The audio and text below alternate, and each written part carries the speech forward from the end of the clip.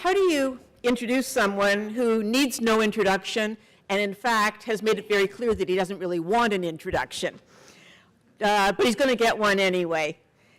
Jason Kenney was born in Ontario but raised in Saskatchewan.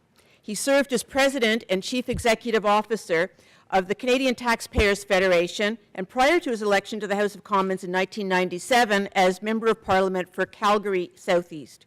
He has been re-elected 5 times, and most recently with 76% of the vote. Not bad.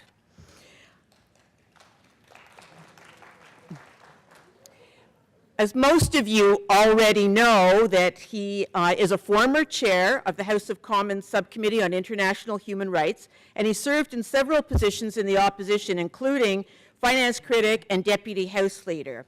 You also know that he was appointed parliamentary secretary to the Prime Minister in 2006 and Secretary of State, Multiculturalism and Canadian Identity in 2007. So I don't need to tell you any of that. No doubt, you know that he was appointed Minister of Citizenship, Immigration, and Multiculturalism in 2008 and was reappointed to the portfolio because he was doing so well in 2011. With the added responsibilities, though, of Chairman of the Cabinet Committee with Operations and Regional Minister for Southern Alberta. Minister Kenney sits on 3 other cabinet committees: Planning and Priorities, National Security, and Social Affairs. But did you know, which I find very interesting and I think is probably more important than any of the other things that I've told you, that Mr. Kenney was voted best overall and hardest working MP by his colleagues in Maclean's magazine and in the annual survey of parliamentarians. That's to be recognized by your peers is pretty good. The National Post has called him perhaps Canada's best immigration minister ever for his efforts to strengthen the integrity of the immigration system while improving economic opportunities for newcomers. So you haven't heard any of this introduction, but it gives me very, very great pleasure, and it's an honor to introduce Minister Jason Kenney.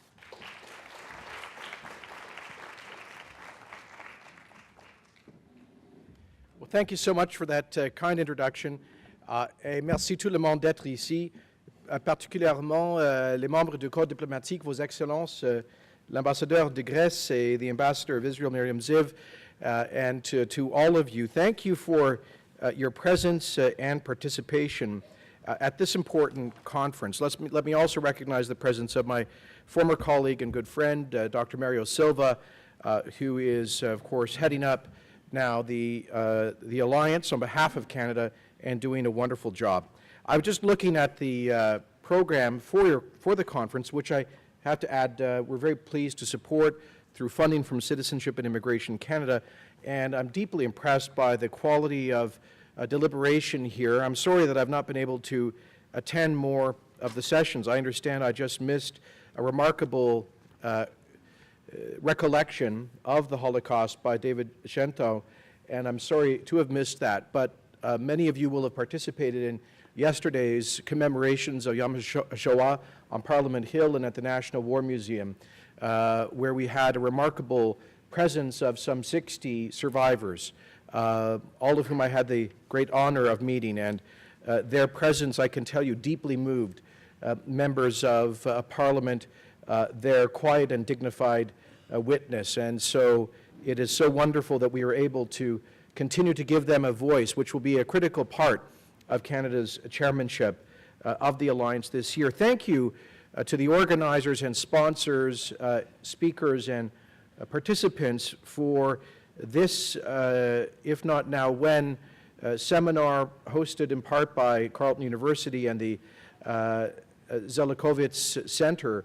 This is an important initiative for us to bring together all of those who are interested in Holocaust commemoration, education, and research to launch the year of Canada's chairmanship.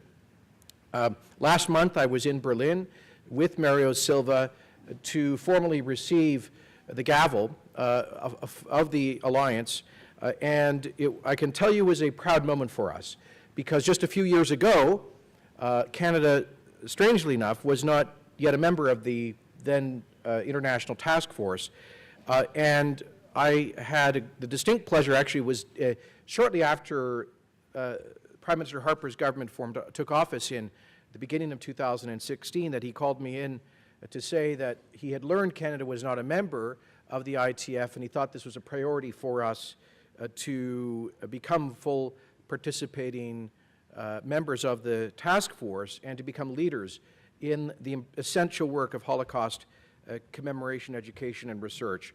And so he asked me to lead up the initiative, which we did, initially attending ITF conferences as observers, then as liaison members, and eventually as full members. And now, just 3 years after we initially became members, we are honored to take the chair. I think many of our European friends wonder why Canada has such an acute interest, all of a sudden, in Holocaust commemoration, education, and research, because they see our Holocaust history as remote. And in many respects, of course, it is, except that we do have our own history of injustice related to the Holocaust, as you all know very well, through the immigration restriction measures before and during the Second World War. These notorious measures that closed the doors of Canada's protection to potentially tens of thousands of European Jewish refugees, with the exception of some 4,000 who managed to get to Canada before and during the war. And so you know, we all know, thanks to the brilliant scholarship of Irving Abella and Harold Troper through None Is Too Many, that Canada had one of the worst records in the world, quite unbelievably when we think about it in retrospect, in providing safety to Europe's Jews before and during the Shoah. But as I always say, in some small sense, Canada redeemed itself following the war by opening its doors of protection to the third largest number of survivors in the world. After the United States and Israel, we received the largest number, upwards of 30,000, who settled in Canada in the years immediately following the war. And I like to think of that as, in some way, Canada indirectly redeeming itself from its period of exclusionary immigration policy. And that is our connection.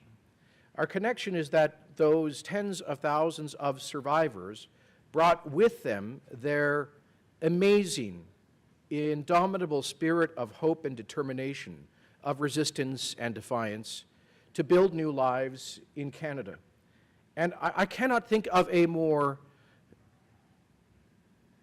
remarkable story in our own history than those who came here out of the ashes of the Holocaust, so many having lost all or most of their families, all of their belongings, and perhaps any sense of security or certainty in their lives, having walked through the valley of death, should have come to Canada and not put those things behind them, but have the determination and the character to begin new lives, to start families, and to think just from a material perspective how people who came here with nothing, in so many of those cases, went on through their determination to work hard, start businesses, and then go on to phenomenal success.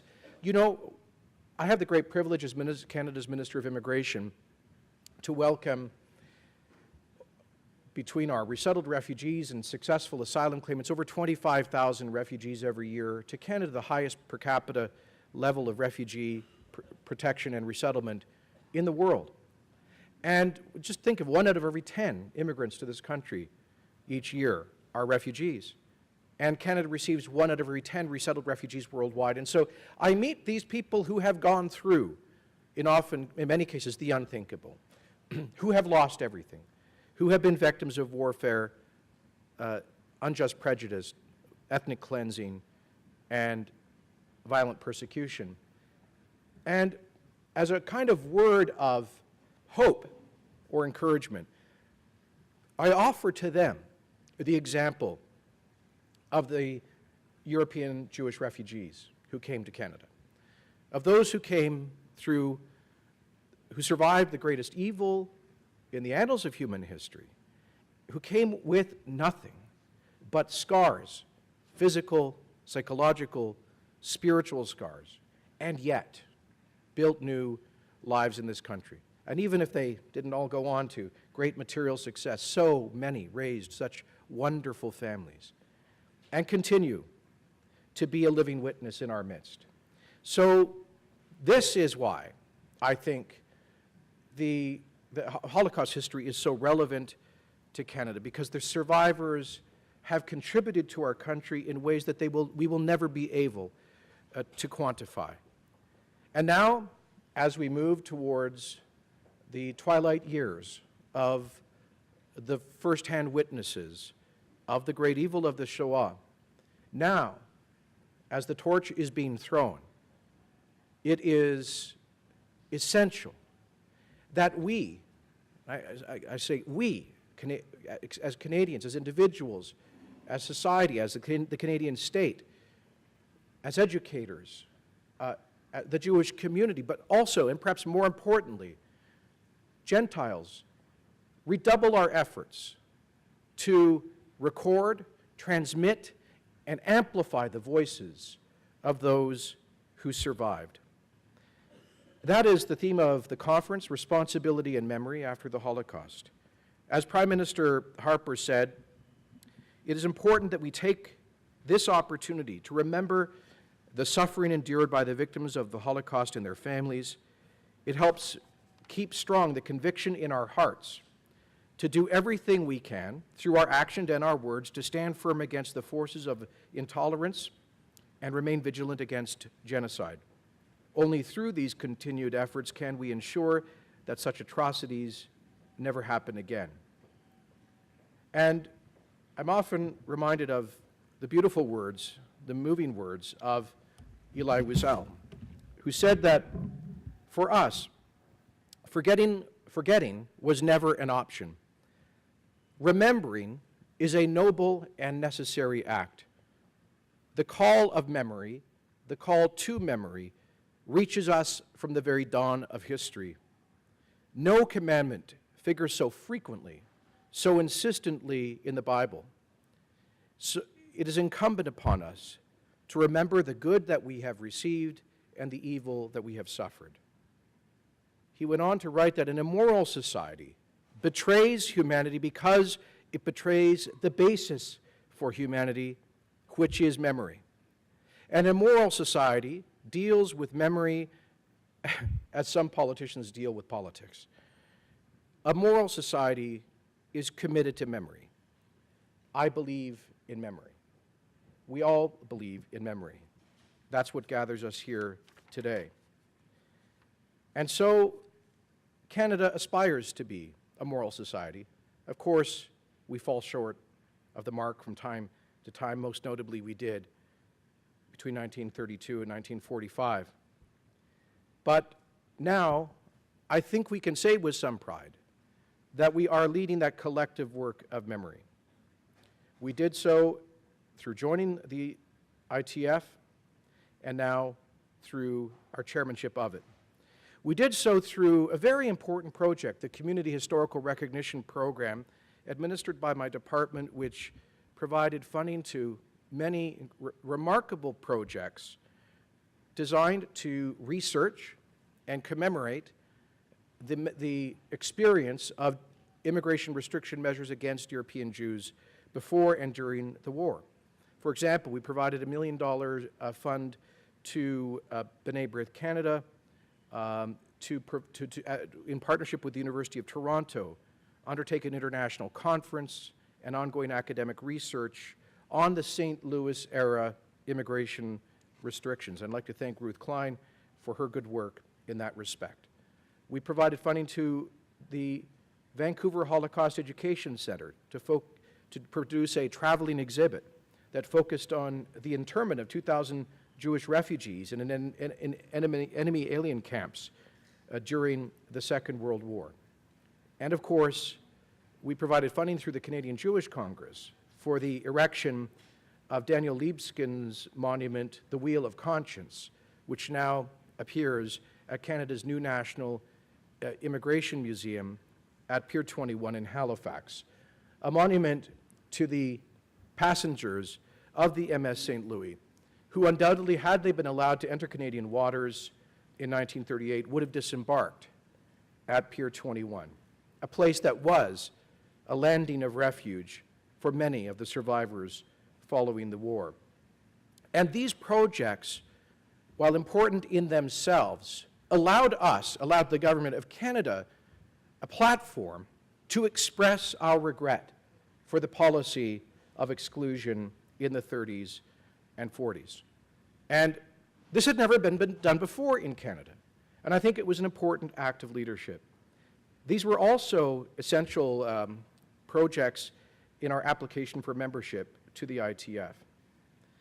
Now, I'm very pleased, as I said, to have been in Berlin with Mario Silva last month, and I'm delighted with the priorities that he has enumerated for Canada's chairmanship, which have been developed in collaboration and consultation with the Advisory Committee for Canada's chairmanship of the Alliance.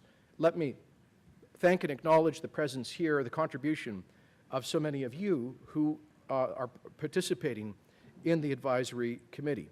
We wanted our chairmanship to not just be a kind of centralized sort of government-run project. We really wanted to engage civil society. We wanted to reach out into the Holocaust education community, and also wanted very intentionally to involve people outside the Jewish community. I insisted that the Advisory Committee include representatives of, for example, the Ukrainian and Polish communities who have their own difficult histories with respect to the Holocaust. And we want to, in particular, thank and acknowledge the Polish government and embassy for having been a good partner in this work for so long. So Dr. Silva has articulated as our priorities research into Holocaust killing sites outside major death camps, the development of educational resources for teachers, and strengthened and expanded relationships with international partners. Under that last rubric, I want to emphasize how important it is for us to use Canada's credibility in the international community to encourage wider participation in the Alliance and in the critical work of research and memory. In particular, as you know, Canada has a deep relationship with Ukraine. Over 1 million Canadians of Ukrainian origin. Canada was the first country in the world, or certainly outside, with the exception of Poland, to recognize Ukraine's independence. We're the first G7 country to have recognized the genocidal nature of the Holodomor famine genocide of 1932-33. We have been very strong partners of Ukraine's efforts towards democratic development. We have a special role and connection to Ukraine, which is why I traveled to Lviv and Kiev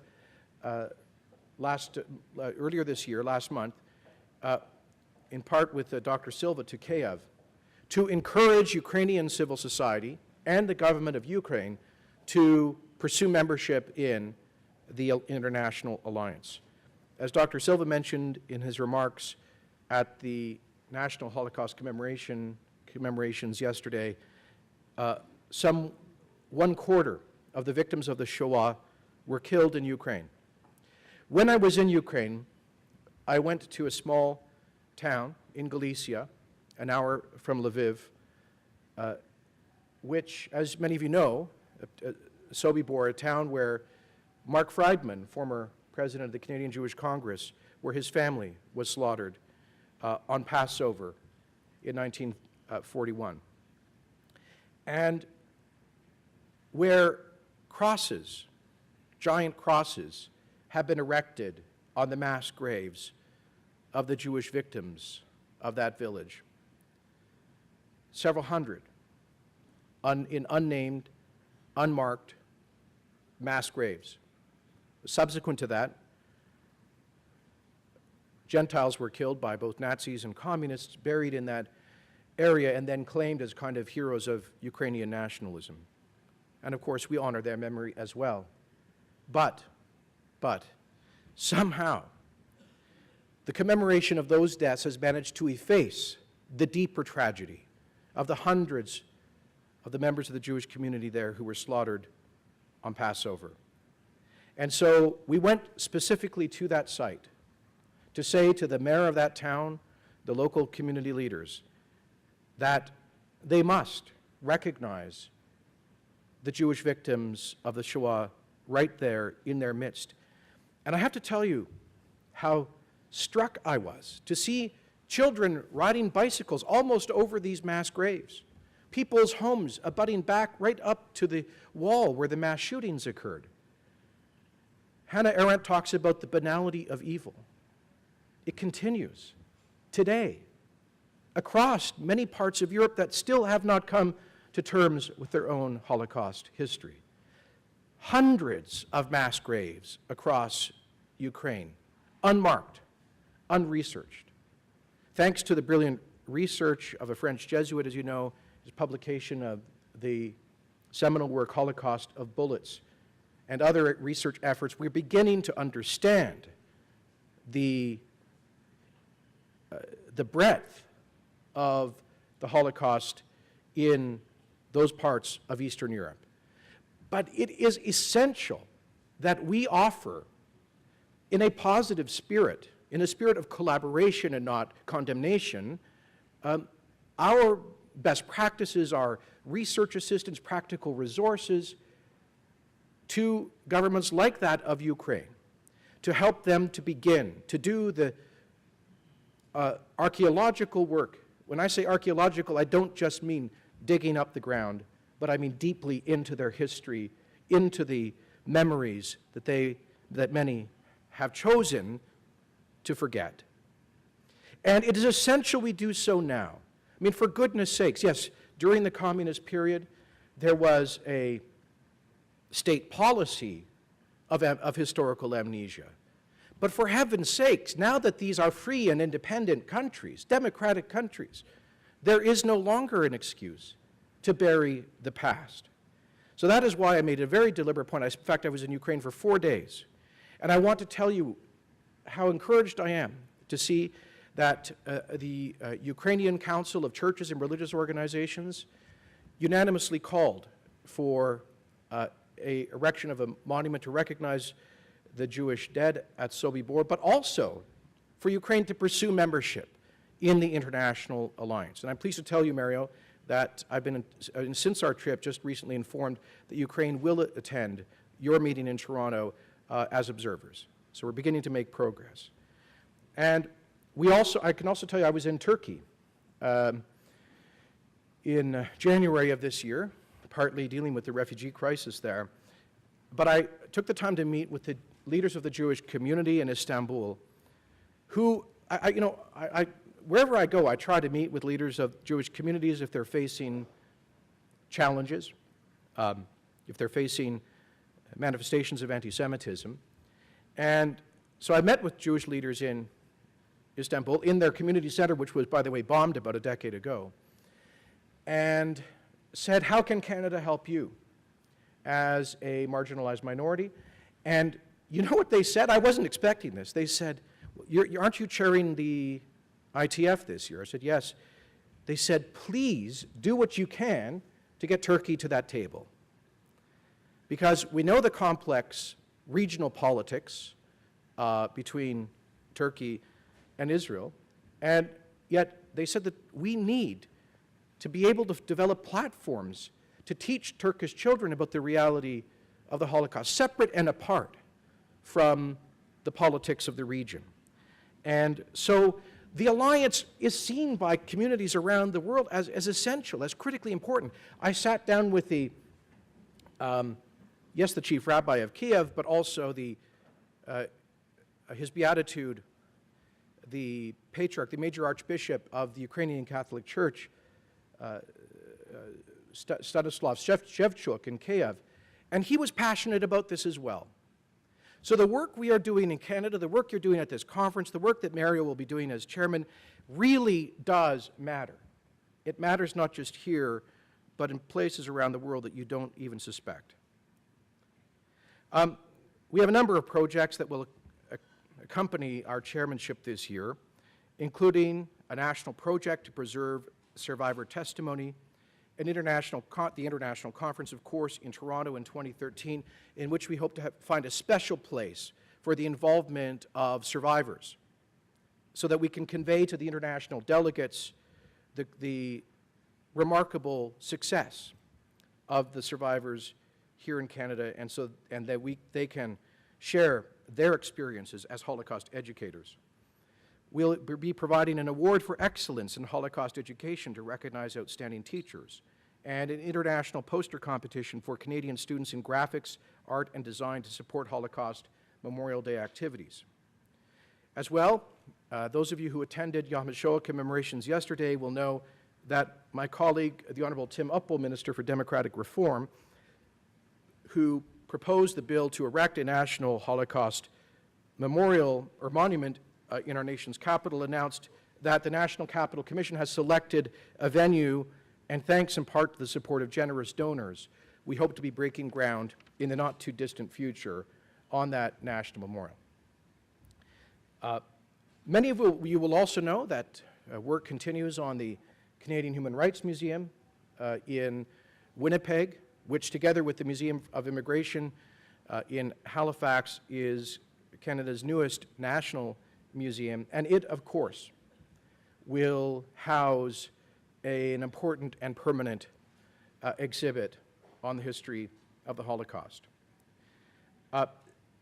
These efforts follow from so much else that Canada has been doing. I would like to acknowledge the leadership of my colleague, the Honourable Irwin Cotler, in the Interparliamentary Coalition for Combating Anti-Semitism, which he helped to bring to Canada, which our government hosted, and whose efforts were twinned with those of Mario Silva and Scott Reid, Member of Parliament, in the the all-party parliamentary inquiry into combating anti-Semitism done by our own Parliament.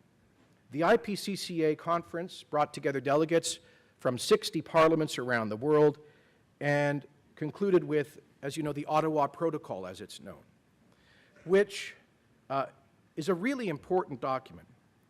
It seeks commitments from governments to measure and articulate their progress in combating anti-Semitism by collecting and reporting data on hate crimes, including anti-Semitism, to monitor and share best practices, and proposes a common working definition for anti-Semitism, and to further engage with the United Nations to combat anti-Semitism. This is important. I mean, some of this stuff sounds rote and obvious, but quite frankly, to define clearly what constitutes anti-Semitism, and when particularly virulent expressions of anti-Zionism cross the line into anti-Semitism, and this provides a very solid working definition to help guide people. In that respect, I was very proud to sign the Ottawa Protocol as the first government to do so on behalf of the Government of Canada in 2011. Of course, Canada has also sought to exercise world leadership in demonstrating a zero-tolerance approach to the anti-Semitism, which was the animating hatred of the Holocaust. We've done so both here and internationally, for example, through our contentious decision at the time to withdraw from the second UN Durban Conference. Now, it seems an obvious thing to have done, and indeed, I don't think we should have been at the first Durban Conference, but we were the first country by a long shot, by a year, to announce our withdrawal from the second Durban Conference, and then subsequently the third one. And the reason we did so, you know, people say, well, why wouldn't Canada participate in a conference that's about combating hatred and xenophobia? And the reason we did so is precisely because it's supposed to be about combating hatred and xenophobia, but instead gave a platform to expressions of the most ancient and pernicious form of hatred and xenophobia, anti-Semitism. And we nearly needed to look at the working program of the Durban II conference to see what was being done. Organizing meetings being held on Jewish high holidays, Iran and Muammar Gaddafi's Libya acting as co-chairs of a conference. I'll never forget running into a British minister in London who was responsible for the UN, who looked down at me literally like I was from the colonies as he expressed consternation that Canada would have withdrawn from this worthy multilateral process. He couldn't understand. He said, "Why have you done this, sir?" And I said, "Well, I could give you an hour's worth of reasons, but I'll just give you one. Iran is the vice chair of the conference, a conference to combat hatred being co-chaired by a country whose president, in the words of Ambassador Ziv yesterday, busily denies the Holocaust while planning a sequel to it." So this is the kind of zero-tolerance approach we've expressed on the international stage and here domestically. We've gone through all of the different government funding envelopes to ensure that organizations, for example, that had previously been receiving funding, whose leadership have expressed anti-Semitic sentiments or other forms of hatred no longer receive assistance from the Government of Canada.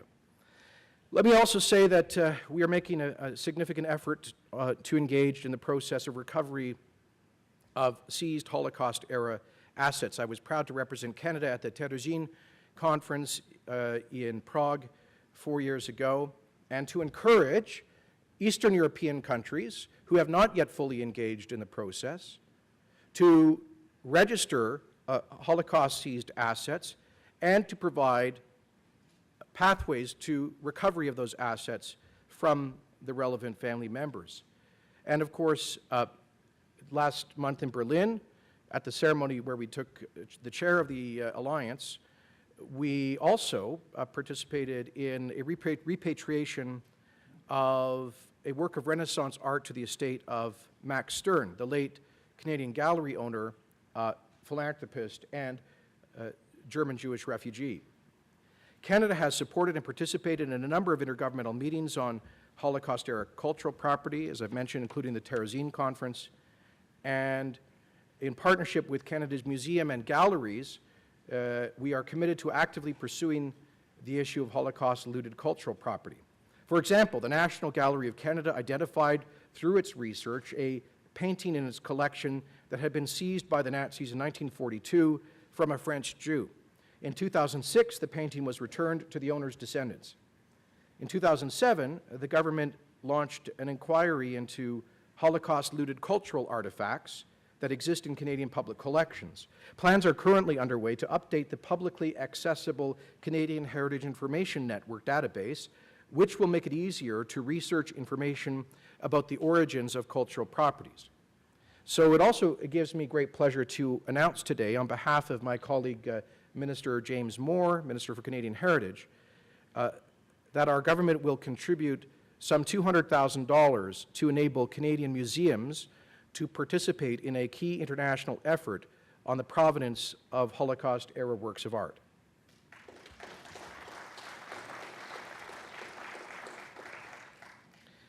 With this new funding, the Canadian Art Museum Directors Organization, in partnership with 6 museums, will undertake research and develop best practice guidelines to help museums address the issue of Nazi-looted art. Our work in all of these areas is resolute and will continue.